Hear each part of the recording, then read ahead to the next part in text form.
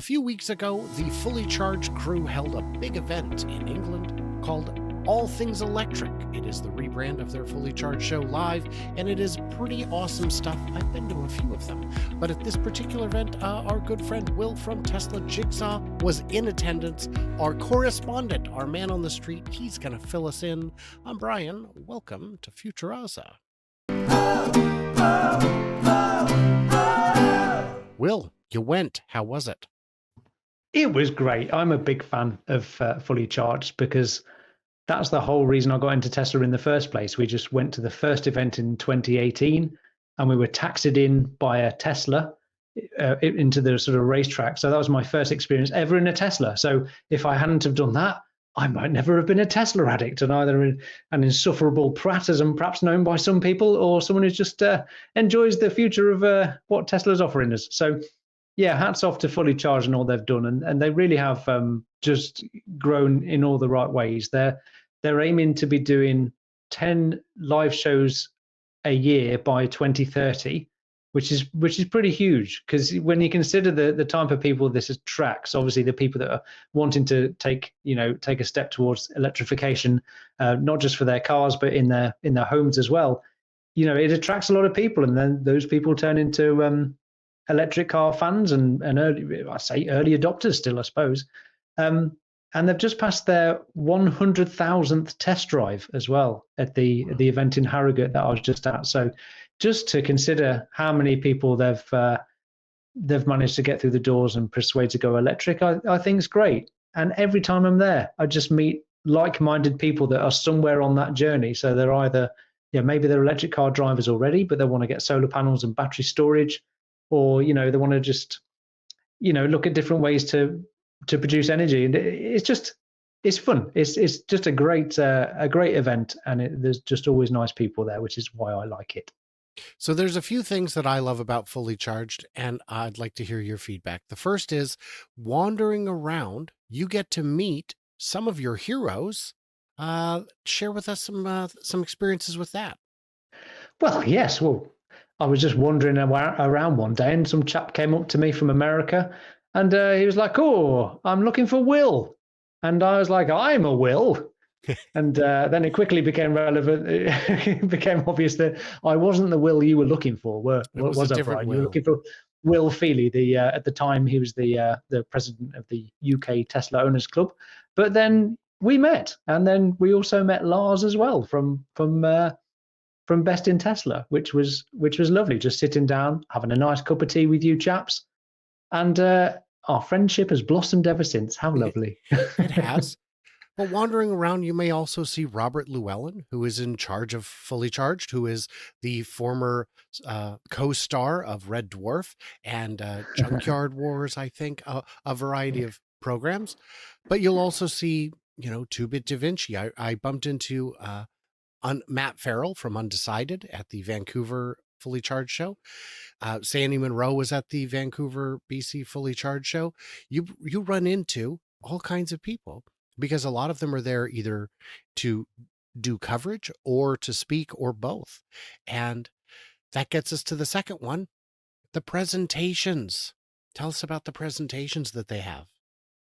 Well, yeah, for each day of the event, there's continual presentations in one of two theatres, the Giga Theatre or the Mega Theatre. So, both pretty large and usually have great attendance. But there's so many different topics that are, some are more fun than others, perhaps, or some are very specific and in depth, if you like, that sort of thing. But the panels that I was part of for this last one was how to persuade stubborn family and friends to go electric. So I did that with Robert Llewellyn, which was. Yeah, that was a lot of fun. That's good. So that's a real, that's a real treat. So there were topics I remember from the event that you and I were at together in Farnborough. Why Chinese cars are coming and how quickly, and getting stationary storage and solar panels, antique car conversions, healthier cooking without gas or I guess meat in some cases, a variety of topics. And they're all on the schedule. You can see who's in all of them and you can figure out which ones you want to attend. The third thing that I found incredibly fun was the vendors. What kind of vendors did you have in Harrogate? Well, there was surprisingly, you don't have all the big sort of car companies. There's no Volkswagen, there's no Mercedes, no BMW. The vehicles were there, but usually only as display models for a leasing company, for example. So that's always a bit my surprise. But then you do have, BYD, and you have Aura, and plenty of Chinese makers there, and MZ and Polestar, and Volvo had a particularly large stand this time as well, with the what is it, the XC30, which I test Mhm. drove. I really like that car. That's nice. It's, yeah, so I managed to test drive three cars while I was there. The Mustang Mach-E, which I hadn't driven before.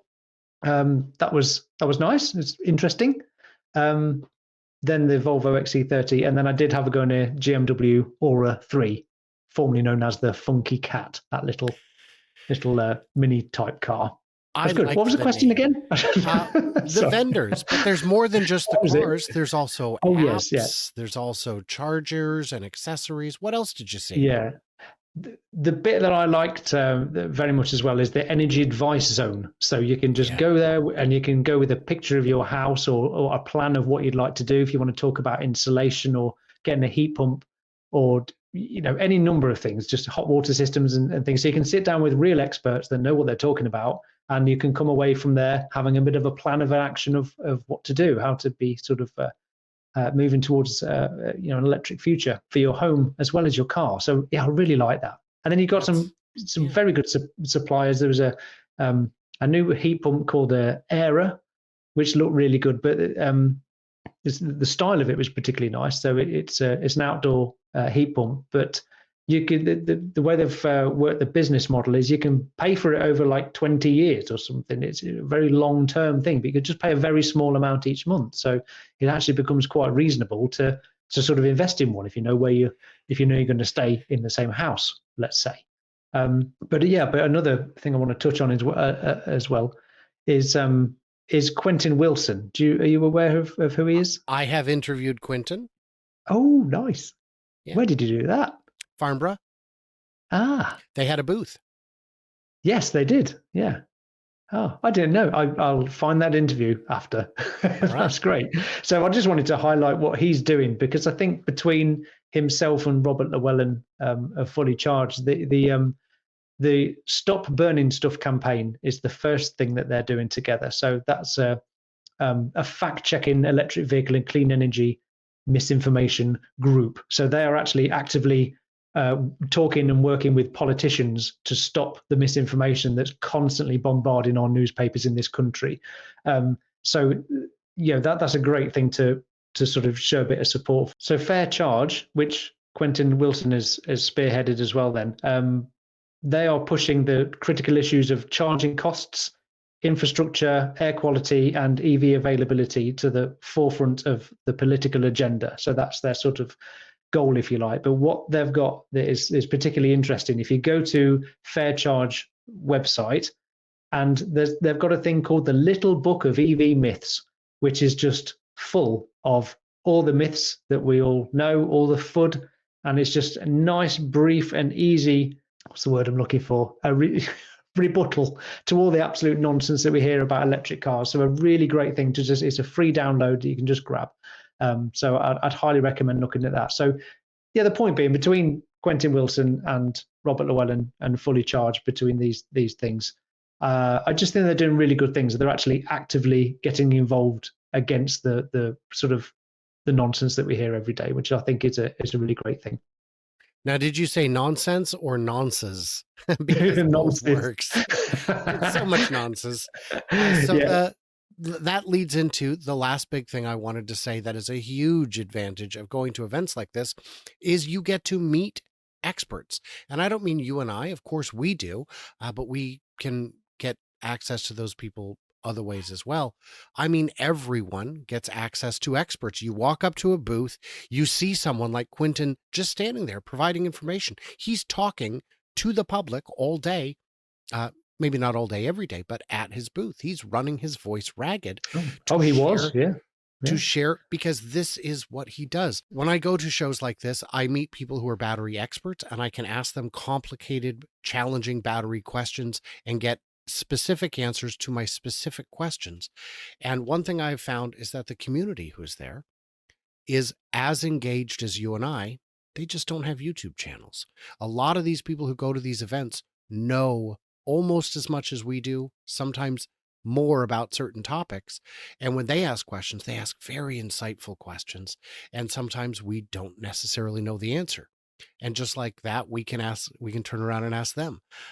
I joke, it's no joke, but I do joke that when I was in Austria, I was talking with a gentleman and he asked, who watches your channel? And I said, primarily retired engineers. And he just hung his head. And I go, retired engineer? Yeah, I'm a retired engineer. Yeah. And I said, great. That was fun. Which field? Because I've probably got questions. And that's, Hmm. I say that I want you guys to leave comments because the video is where I'm trying to make you smarter and the comments is where you make me smarter. And I've learned a lot of things from my viewers and I continue to do so. So Absolutely, yeah, I've spotted that too yeah, from my own channel. But and especially speaking to there was a couple of people on the Tesla owner stand with us. So there was a chap called Eugene who had an original Roadster, so he brought that along, and the enthusiasm. He just loved telling everyone about it. Obviously, it was fantastic. So I interviewed him, and got all this extra detail that was some of it was beyond me that I didn't know about it, which was fantastic.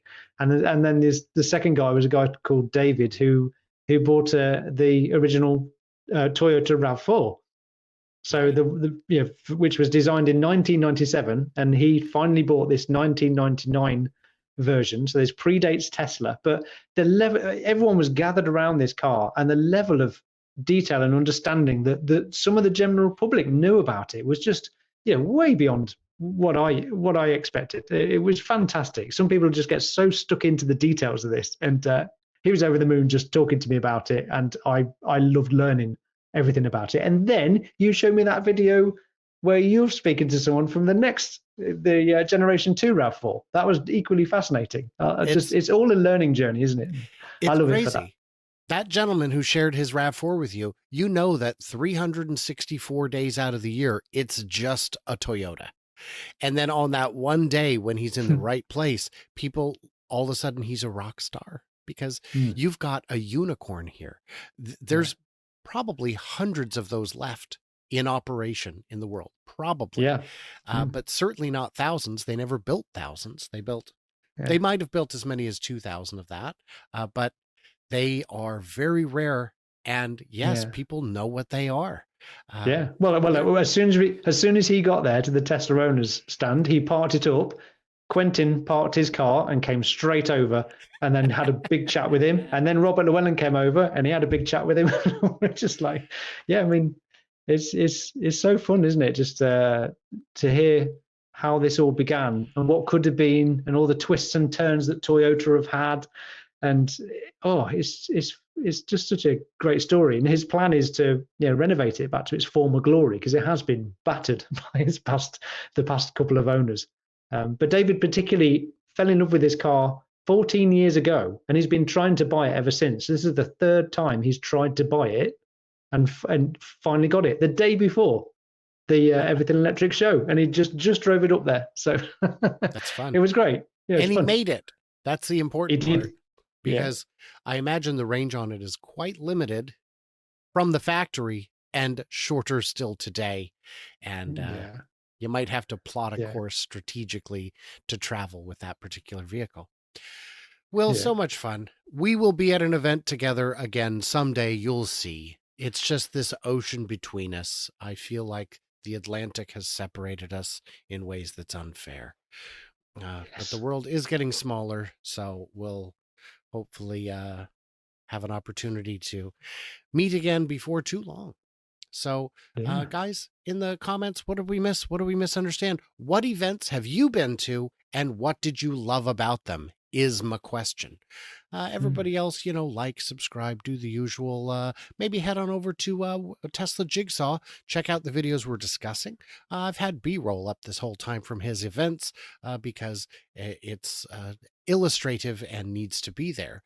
So, yeah, stay tuned, stay juicy, and I cannot wait to hear from you, clever robots, at an event.